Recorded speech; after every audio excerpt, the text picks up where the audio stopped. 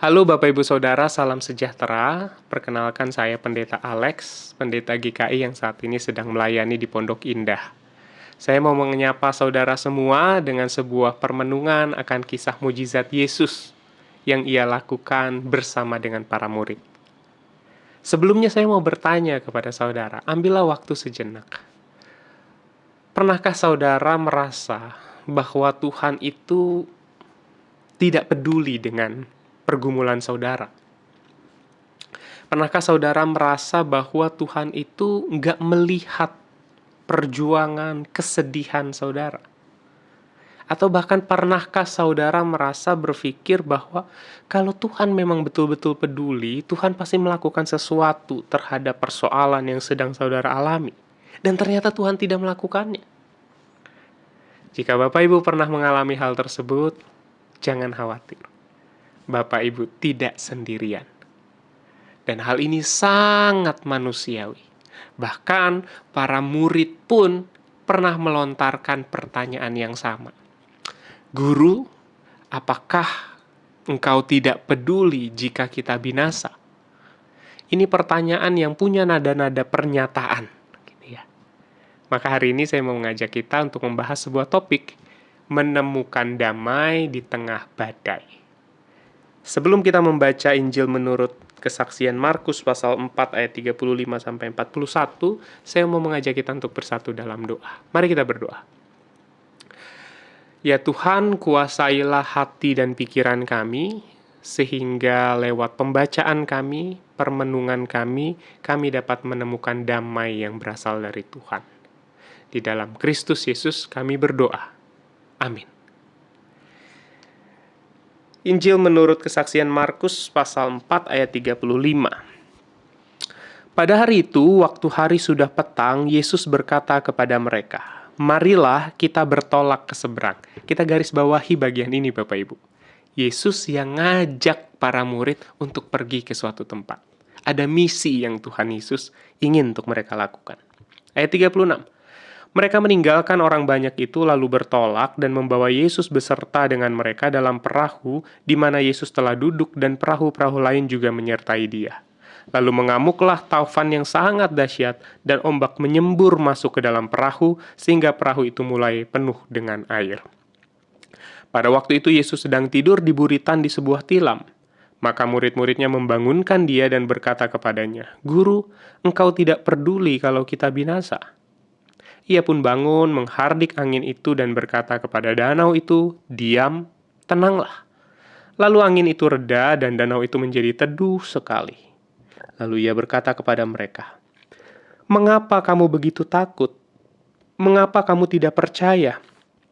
Mereka menjadi sangat takut dan berkata seorang kepada yang lain, "Siapa gerangan orang ini, sehingga angin dan danau pun taat kepadanya?"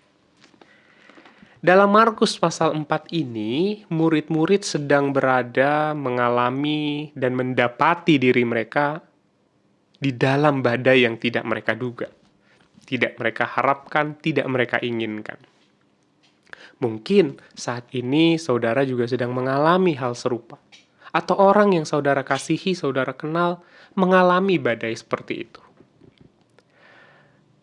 Di tengah-tengah situasi yang tidak menyenangkan ini, saya ingin mengajak kita untuk bisa tetap menemukan damai di tengah badai. Untuk melakukannya ada dua hal sederhana yang perlu kita ingat Bapak Ibu Saudara. Yang pertama, para murid tidak menghadapi badai sendirian. Yesus dikisahkan sedang tidur, tapi Yesus tidur di tengah-tengah mereka. Yesus mengalami apa yang mereka alami. Yesus merasakan ombak yang mereka juga rasakan. Yesus merasakan cipratan air yang juga mereka rasakan. Yesus mengalami apa yang kita alami.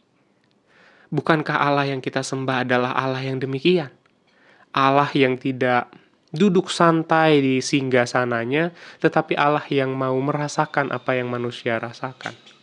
Itu kenapa ia hadir di tengah dunia bukan dalam wujud dewa yang bersayap, tetapi ia hadir dalam wujud manusia, bayi yang ringkih, yang untuk tahun-tahun pertama dalam hidupnya harus bergantung pada orang lain. Itu yang Allah kita lakukan. Itu yang Allah kita pilih. Ia bahkan harus menunggu 9 bulan di dalam perut manusia lain sebelum ia bisa hadir di tengah dunia ini. Yesus mengalami apa yang kita alami. Maka jika saudara merasa bahwa pengkhianatan orang yang saudara kasihi adalah badai yang sedang saudara alami, Yesus mengalaminya. Yesus tahu rasanya seperti apa. Jika saudara merasa penolakan adalah badai yang sedang menerpa saudara, Yesus mengalaminya. Yesus mengalami penolakan itu. Jika sakit fisik adalah badai yang menurut saudara paling berat yang sedang saudara alami, Yesus pun mengalaminya. Yesus tahu rasanya sakit fisik seperti apa. Diinjak, dicambuk, dimahkotai duri, menggotong salib berat sekian jauh, mati dengan cara yang menyakitkan. Yesus tahu persis rasanya sakit fisik seperti apa. Karena Yesus mengalami apa yang juga kita alami. Kita tidak berjalan sendirian. Lalu yang kedua, ingat Bapak Ibu Saudara, para murid mengalami badai ketika mereka berada dalam misi dan rencana Allah. Siapa yang meminta mereka untuk bertolak ke seberang sana? Yesus yang minta. Mereka sedang berada dalam misi Allah. Maka ketika saudara sedang mengalami badai itu, pertanyaan pertama yang seharusnya terlontar dalam benak kita bukanlah, Tuhan, apakah Engkau peduli? Karena jelas jawabannya, Tuhan peduli. Pertanyaan yang tepat adalah, Tuhan, apakah badai yang sedang kualami ini sedang kualami ketika aku berjalan dalam rancangan-Mu? Karena ketika para murid mengalami badai, mereka sedang dalam rancangan Tuhan. Mereka sedang berada dalam perahu menuju tempat yang Tuhan tunjukkan kepada mereka. Maka kita perlu bertanya pada diri kita sendiri, pada Tuhan, Tuhan, apakah aku sedang menuju tempat yang Tuhan inginkan? Apakah aku sedang berada dalam rancangan yang Tuhan rancangkan dalam hidupku? Karena kalau ya, maka badai seperti apapun, Yesus akan berkata, diam, tenanglah. Badai seperti apapun tidak akan menenggelamkan saudara. Karena kita sedang berada di dalam rencana, misi, dan rancangan Allah. Jangan takut. Jangan biarkan kekhawatiran, ketakutan menguasai hidup saudara. Alih-alih percayalah bahwa Tuhan selalu bersama dengan saudara. Tuhan punya rencana selama kita berada di dalamnya. Mari kita bersatu di dalam doa. Ya Tuhan, kami memohon agar Roh-Mu yang kudus boleh menghibur, menenangkan, menguatkan kami dalam setiap situasi.